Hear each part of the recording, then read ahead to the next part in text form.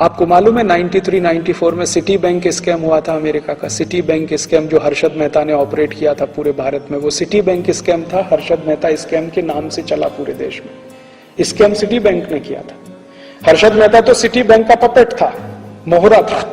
City bank उसको चलाता था, हर्षद मेहता वही चलता था। सिटी बैंक ने भारत में आके हर्षद मेहता को खड़ा किया और हर्षद मेहता को पैसा देना शुरू किया और उस पैसे से उससे कहा कि शेयर खरीदो, हमको दो। तो हर्षद मेहता अपने नाम से शेयर खरीदता था, सिटी बैंक को ट्रांसफर करता था, पैसा सिटी बैंक देता था। तो सिटी बैंक में खेल क्या खेला कि भारत की कुछ कंपनियों को उठाना है, कुछ को गिराना है। जिन कंपनियों के शेयर सिटी बैंक के पास है उनको उठाना है, जिनके नहीं है उनको गिराना है। ये खेल में वो लग गए। हर्षद मेहता उनको कठपुतली की तरह से मिल गया। उसने खेल खेला और उस खेल में हिंदुस्तान का हजारों करोड़ रुपए, कम से कम 76,000 करोड़ रुपए डूब गया इस देश का। और जब ये सारा घोटाला खुला और घोटाले पर इंक्वायरी हुई, इंक्वायरी भारत सरकार की संसदीय समिति ने की। संसदीय समिति ने कहा कि हर्षद मेहता घोटाले का जिम्मेदार नहीं है, सिटी बैंक जिम्मेदार है। तो भारत के एक्स फाइनेंस मिनिस्टर और वर्तमान prime minister doctor Manmohan Singh ने कहा कि हमें मालूम है सिटी बैंक जिम्मेदार है, लेकिन हम उसके खिलाफ कार्रवाई नहीं कर सकते क्योंकि अमेरिका से हमें इन्वेस्टमेंट चाहिए। और मनमोहन सिंह ऐसे फाइनेंस मिनिस्टर और आज भारत के प्राइम मिनिस्टर के रूप में भी सिटी बैंक के खिलाफ कुछ करने की स्थिति में नहीं है, क्योंकि उनको इन्वेस्टमेंट चाहिए वहां से। अमेरिका नाराज हो जाएगा। और इसी अमेरिका ने भारत के स्टेट बैंक ऑफ इंडिया के खिलाफ इतनी सख्त कार्यवाही की अमेरिका में कि उनके हालत खराब हो गए, लेने के देने पड़ गए। इसी अमेरिका ने, भारत की एक स्टेट बैंक ऑफ इंडिया की एक ब्रांच अमेरिका में इन्वॉल्व हो गई थी कुछ ऐसे ट्रांजैक्शन में जिनका पता नहीं था, और अमेरिका ने डाउट किया था कि ये ट्रांजैक्शन हुए हैं टेररिस्ट को। अमेरिका में एक नियम है, एक अमाउंट से ज्यादा का पैसा निकाला जाए और जमा किया जाए तो उसका सारा इंक्वायरी करना, नहीं करेंगे तो बैंक जिम्मेदार है उसके लिए। तो स्टेट बैंक ऑफ इंडिया ने ऐसे कुछ ट्रांजैक्शन किए थे जिनका कुछ अता पता नहीं था। उसमें अमेरिका ने इतना हैवी पेनल्टी ठोका उनके ऊपर कि एक ब्रांच का पूरा डिपॉजिट उसमें जाने की स्थिति आ गई।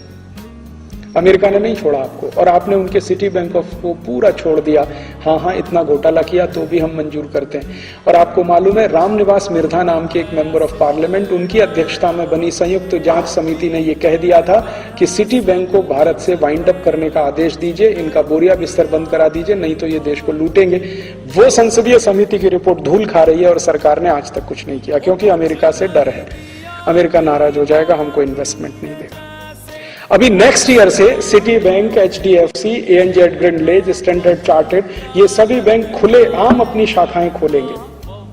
वो शाखाएं खोलेंगे कहां? किसी गांव में नहीं। और वो शाखाएं खोलेंगे ऐसी जिसमें आप 50 रुपए डिपॉजिट करा के अकाउंट नहीं खुला सकते। उनके लिए मिनिमम है 5,000, 10,000, 15,000, 20,000, 40,000। आपकी भारत की जो स्टेट बैंक है या भारत की जो बैंक है वो तो गांव में भी जाके शाखा खोलती है, क्योंकि उसको सर्विस देनी है, बिजनेस नहीं करना है, सर्विस देनी। इनको बिजनेस करना है, तो वो बड़े बड़े शहरों में शाखाएं खोलेंगे। बंबई है, कलकत्ता है, मद्रास है, हैदराबाद है, कोयम्बतूर है, चेन्नई है, वगैरह वगैरह। और उनमें जो क्रीमी लेयर है भारत का, जिनके पास थोड़ा पैसा, उनके डिपॉजिट रख के उस पर काम करेंगे। और वो डिपॉजिट को कहां इन्वेस्ट करेंगे वो आप भी नहीं रोक सकते और तय भी नहीं कर सकते। तो आपके देश की खून पसीने की कमाई, पूंजी, जो डोमेस्टिक सेविंग्स है, वो विदेशियों के हाथ में आप दे देंगे। इसी तरह से बीमा के क्षेत्र में वो आएंगे, इसी तरह से हर क्षेत्र में वो घुस जाएंगे। हमारे देश के नेता इतने बेशर्म हैं कि अब इस देश के लोगों को ना उनसे कोई उम्मीद रह नहीं गई। आप इस बारे में क्या कहेंगे? ऐसा है, 2005 से देश लुटता आ रहा है। हमारे पास बहुत सारे स्कैम हैं, 2005 में शुरू हुए। सारे स्विस बैंक 2005 में आए। कुतरुचि के लड़के को ठेका दिया गया सारे हिंदुस्तान में तेल खोदने का 2005 में। 2005 में इटालियन की फेक करेंसी की कंपनी खोली गई डेलारू प्राइवेट लिमिटेड में। आज इस देश का दुर्भाग्य ये है कि 2009 में ये सारे मामले पब्लिक के आगे नहीं आए। लेकिन अब मैं आपको बता रहा हूँ, सरकार को पता है आखिर में इनके 6-8 साल महीने बचे हैं। ये जाएंगे लूट पाट के, सब लूट के यहाँ से। हो सकता है ये जो बाहर के लोग आए हुए हैं, ये सब जहाज लेके यहाँ से भाग गया, जैसे हुस्ने मुबारक भाग गया इजिप्ट से। मेरे को जो लग रहा है भाग जाएंगे, क्योंकि ये वही हुआ है हुस्ने मुबारक ने किया जो लिबिया में गद्दाफी ने किया। ये बहुत लोग ऐसे कर चुके हैं, कोई नए हिस्ट्री में नया नहीं है। लेकिन जो सत्र में ये हो रहा है, ये सबसे बड़ी शर्मनाक बात है।